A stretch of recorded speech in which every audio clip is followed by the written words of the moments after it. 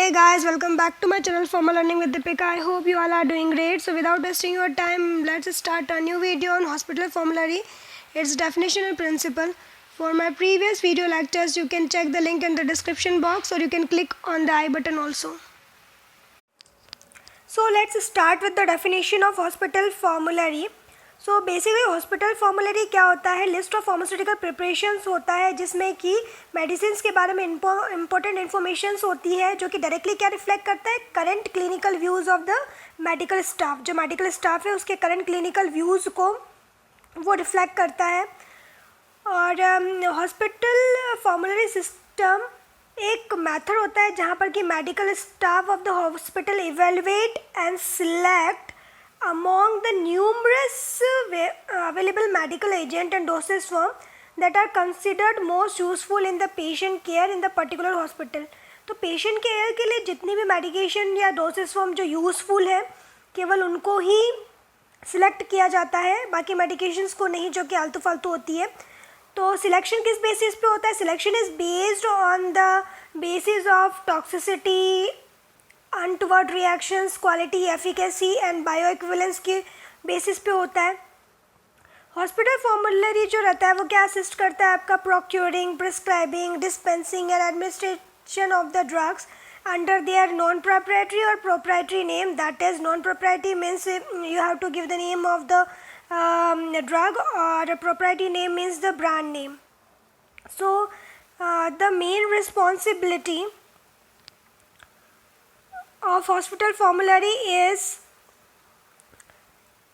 on the pharmacy and therapeutic committee। जो main responsibility होती है वो किसकी होती है? हॉस्पिटल में हॉस्पिटल फॉर्मूलरी को बनाने के लिए pharmacy and the therapeutic committee की होती है। और उसमें सबसे ज़्यादा जो इम्पोर्टेंट रोल प्ले करता है वो कौन करता है? फार्मासिस्ट रोल प्ले करता है सबसे इम्पोर्टेंट। फिर कमिटी जो रहती है वो सारे डिसीजन लेती है about the inclusion of the certain drugs and the pharmacist own the responsibility for the compliance of the product and printing it। So the committee ensures that its ultimately operation and distribution। formulary जो basically जहाँ पर जो educative और the useful members रहते हैं वो सारे health care team के मेंबर्स रहते हैं जो फॉर्मूलरी को बनाने के लिए काम करते हैं। Let's talk about some guiding principles। So according to the first principle क्या होता है कि जो जब भी हॉस्पिटल फॉर्मूलरी सिस्टम में आप अगर सर्टेन पॉलिसीज़ या प्रोसीजर इंक्लूड नहीं होते तो जब कोई भी मेडिकेशन फिजिशियन प्रिस्क्राइब कर रहा होता है at the time of dispensing तो उस पर फिजिशियन ही मतलब कि डिसीजन लेता है कि उसको कौन सी ब्रांड की मेडिकेशन प्रिस्क्राइब करनी है। देन जितना भी मेडिकल स्टाफ होता है उसको भी सारी पॉलिसीज़ एंड प्रोसीजर्स के बारे में पता होना चाहिए, नॉन प्रोप्राइटरी मेडिसिन्स के नाम पता होना चाहिए। फिर उसके बाद में जो थर्ड प्रिंसिपल होता है उसमें क्या रहता है कि जब भी कोई अगर रिटन पॉलिसीज़ यानी रिटन पॉलिसीज़ एंड प्रोसीजर जो कि मेडिकल स्टाफ के थ्रू अप्रूव्ड है या अप्रूव्ड नहीं है तो उस बेसिस पे क्या करना रहता है कि जो भी ब्रांड प्रिस्क्राइब अगर किया जाता है किसी भी पेशेंट को तो वो फार्मासिस्ट डिसाइड करता है। और तो फार्मासिस्ट कब प्रिस्क्राइब करेगा? जब कोई भी रिटन प्रोसीजर्स या पॉलिसीज़ नहीं है मेडिकल स्टाफ के पास में, उस केस में क्या करेगा फार्मासिस्ट कोई सी भी ब्रांड की मेडिकेशंस को प्रिस्क्राइब कर सकता है। द नेक्स्ट प्रिंसिपल इज़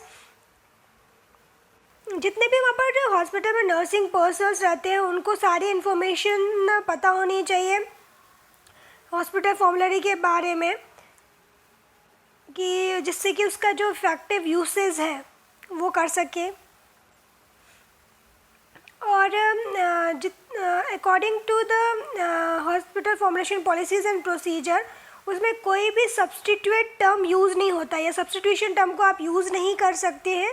इस टर्म को अवॉइड करना पड़ता है क्योंकि जब भी कोई सब्सटीट्यूशन अगर आप करते हो तो इंटायरली आप एक डिफरेंट ड्रग्स की डिस्पेंसिंग कर रहे हो, इसलिए सब्सटीट्यूशन टर्म को आप यूज़ नहीं कर सकते। अगर कोई भी चेंजेस होते हैं हॉस्पिटल सिस्टम में और उसके कंटेंट में अगर कोई भी चेंजेस आता है तो मेडिकल स्टाफ को इसके बारे में सारी इन्फॉर्मेशन होनी चाहिए।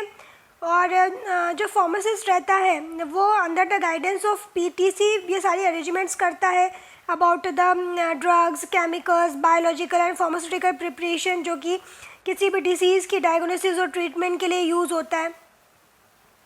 फिर जो भी लेबलिंग रहती है मेडिकेशन की of the non proprietary drugs, तो वो उसमें बहुत सारी इन्फॉर्मेशन आपको इंक्लूड करनी पड़ती है, जैसे कि आपको name of the drug include करना पड़ता है, that is the non proprietary name. फिर आपको मैन्युफैक्चरर का नेम लिखना पड़ता है या जो भी डिस्ट्रीब्यूटर है उसका नेम पता होना चाहिए। उसके बाद में जो भी प्रिस्क्रिप्शन और order by the proprietary names कितना है वो पता होना चाहिए। फिर dispensing is done according to the formulary policies, content are the same as the basic drug prescribe but the brand can be varied. तो कंटेंट जो होता है वो सेम होना चाहिए, ब्रांड आप कोई सा भी ले लो, कोई फ़र्क नहीं पड़ता उससे। देन नेक्स्ट प्रिंसिपल इज़ आपको एक इफ़ेक्टिव फॉर्मूला सिस्टम बनाना रहता है, जिसके लिए PTC has to conserve various references like the drug regarding its pharmacokinetic profile, drug food interaction, poisoning। अगर आपको एक इफेक्टिव फॉर्मुलरी सिस्टम बनाना है तो आपको रेफरेंसेस का यूज़ करना पड़ेगा। पीटीसी कमेटी बहुत सारे रेफरेंसेस को यूज़ करती है, जैसे कि ड्रग की सारी फार्माकोकाइनेटिक प्रोफाइल उसको पता होनी चाहिए, ड्रग और फूड का इंटरेक्शन क्या है, ड्रग ड्रग इंटरेक्शन क्या है या पॉइजनिंग के बारे में सारी इन्फॉर्मेशन होनी चाहिए। और while discussing a particular proprietary name, physician interest must be solely based upon the pharmacological activity, safety and efficacy of the drug। जब भी कोई भी पर्टिकुलर अगर प्रोप्राइटरी की नाम आता है, ब्रांड नेम का नाम आता है, तो आप किसी भी जो पहचान का ब्रांड है उसके ऊपर नहीं जाके जो भी फिजिशियन रहता है वो मेडिकेशन की फार्माकोलॉजिकल एक्टिविटी, उसकी सेफ्टी और एफिकेसी के बेसिस पे डिसाइड करती है कि कौन सी प्रोप्राइटरी नेम की मेडिकेशन प्रिस्क्राइब करना है। That's all for today. Thank you for watching. I hope you are liking my videos. If you like my videos, then subscribe to my channel and share my videos as much as you can with your friends and family members. Stay safe and healthy. Bye bye. Take care.